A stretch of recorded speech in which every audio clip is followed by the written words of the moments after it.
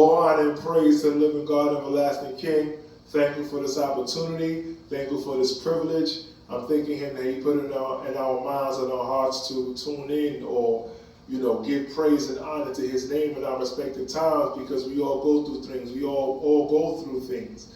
Our weeks are rough. Our times are rough. And through it all, we make sure that we hold on to God's unchanging hands, that we shield behind the rock, as we call Him, the shield, the eternal God, the living God and everlasting King. This Shabbat, we usher in the book of Shemot, book of names, and the teacher tomorrow will give an in-depth explanation of what's occurring in the book of Exodus during that time period. We all know or somewhat familiar with Joseph and Yaakov, Abraham and Yitzchak, or Abraham, Isaac, and Jacob, and Joseph. We all are a bit familiar of their stories and their trials and tribulations and things of that nature. So Exodus is like, to summarize it, is birth of a nation. It takes place about 400 years from around the time of Abraham, right? So what I'm getting at is that he's telling you a history in about a couple chapters. They explain how the children of Israel multiplied, and they were too much for the new Pharaoh. New rulership came in. And we're not going to go into full detail, because that in itself, this portion of Shemot, you could talk about for a good, you could do a whole college course on the first 6 chapters of Shemot. No kidding. But one thing that I want to emphasize is something that our fathers did, right? So, when I was coming up, we focused a lot on prayer, and I would hear some of my associates and friends, just pray on it, right? You needed something, you needed some cash, extra cash, a bill came up, pray on it, right? You're sick and you need to be healed, you pray on it, right? All these things that we're told to do, to pray on it, to get you out of situations and things of that nature. So sometimes if you're not given the appropriate information, you'll be sitting on your you'll be sitting down with your, sitting on your hands. Let's say it that way, because I want to mind my language when I'm at this point. You'll be sitting on your hands doing nothing and just praying. Now, is prayer important? Absolutely. I would never sit here and say prayer is important. For me, prayer serves as a form of meditation and concentration. It's a reminder of my place in this world. It knocks out my ego, so I don't feel as if I'm such a big deal, like, yeah, I'm the man. No. It's good to have confidence in yourself, but cockiness and then having your ego poisoning you is very detrimental. So even when I do my circuit, my training is prayer involved to remind me of not only where my strength comes from, but also my place before the eternal God. That I'm dust, I'm a creation. I'm trying to say this is a God that saw my lineage before I was even a thought, before my father was born. This is a God that knows past, sees past, knows past, present, and future. So I'm not saying that prayer isn't important, but I do want to highlight that when the children of Israel were in Egypt and they were going through those hard times and those rough times, they prayed and they cried to God. The one thing that a lot of people skip over in Exodus is that they assembled. They took counsel together. They put their thoughts together and says, how are we going to get out of this situation? You can't pray without doing your part. No way, there's no way on this earth that you're going to receive your blessing without doing your part. They told Abraham, Lech Lecha, go out. He said, if God Most High said that I'll be with your seed, you'll be a great nation and great people. You know how much trouble came to Abraham? You know how much work he had to put in? Abraham, Yitzchak, even Joseph. They threw Joseph in the jail. But when he was in that low point, when he was in what people saw as something that was so treacherous and horrible, he was able to learn. He learned how to run a house and run a prison. And in turn, that was practice for him to learn how to run a nation. So that's one thing I want to emphasize is assembly. We have to sit down and you have to put work with your prayers. If you want to be healed and you're sick, you got to do your part. You have to do your part, whether it's something as simple as having somebody go get the herbs for you. If you have a mental illness or whatever, something that's heavy on your heart, you have to pray and work towards it. It's not just going to fall from the heavens and say, bing, oh, it's a miracle. No, you have to put effort with your prayers. Because it's almost like you're not doing anything. You're waiting for God. Now, God is fully capable, of course. God Most High can do whatever it is that he pleases, right? But you have to understand that you have to do your part. Why do you deserve to be healed? Why do you deserve to be saved? Do you even love yourself? Are you putting love into yourself to change your behavior so that you can be better? Are you doing your part? Our fathers were under oppression. They were killing the babies. Sounds familiar.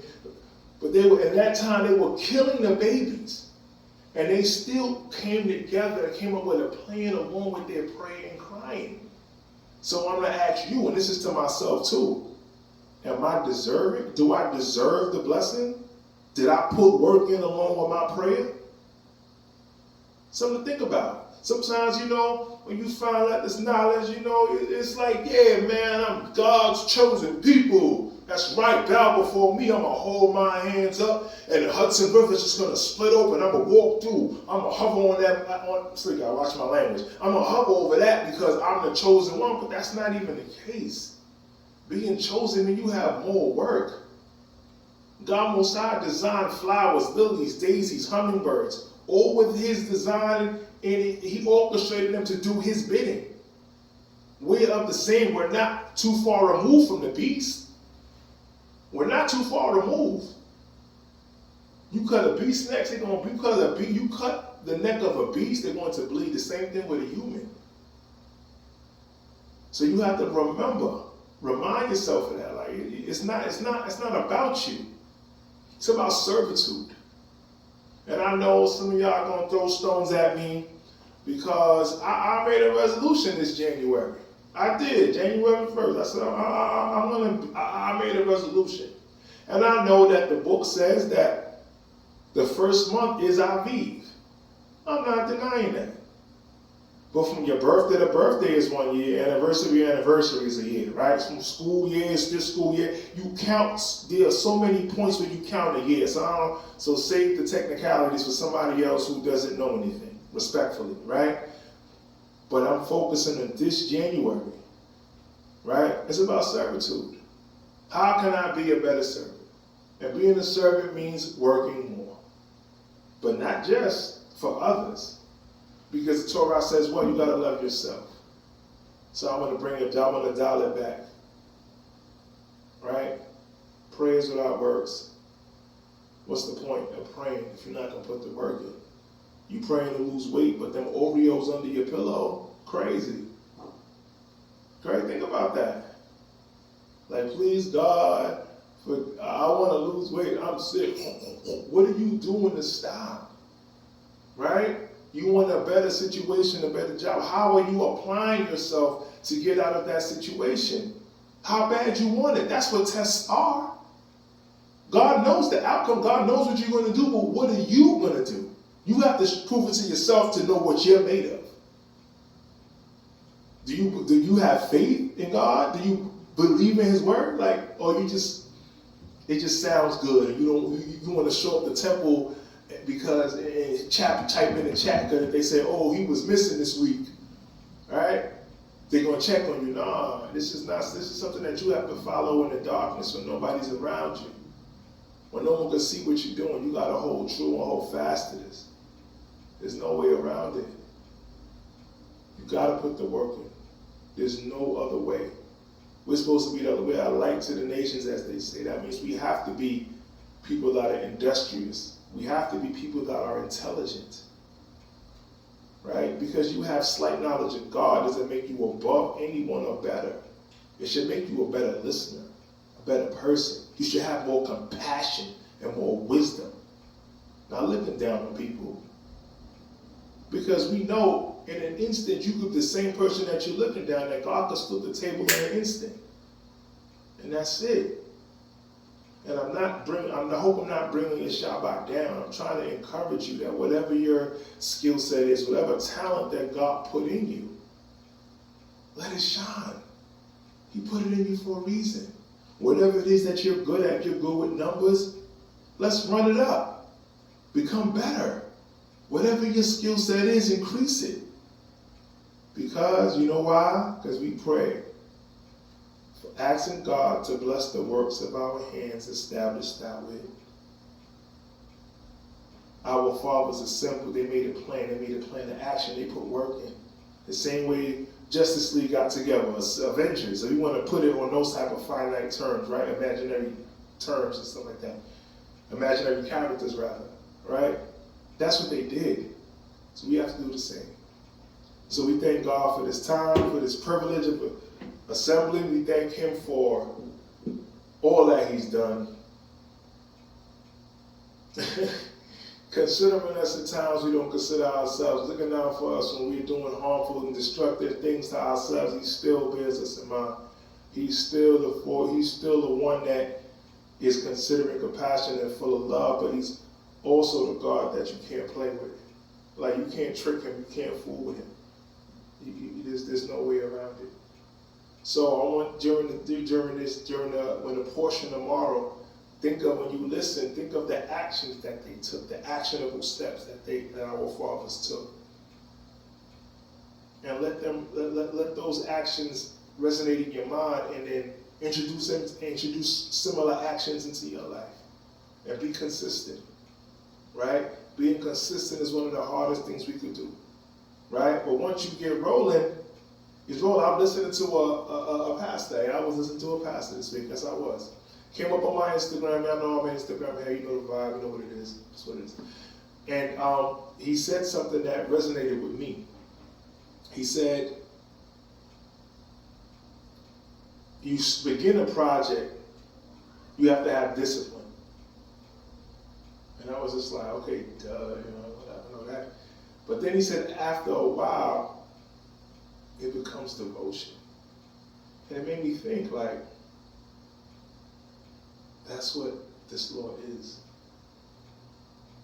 Discipline, integrity, putting God first. Hope that you got something from my words.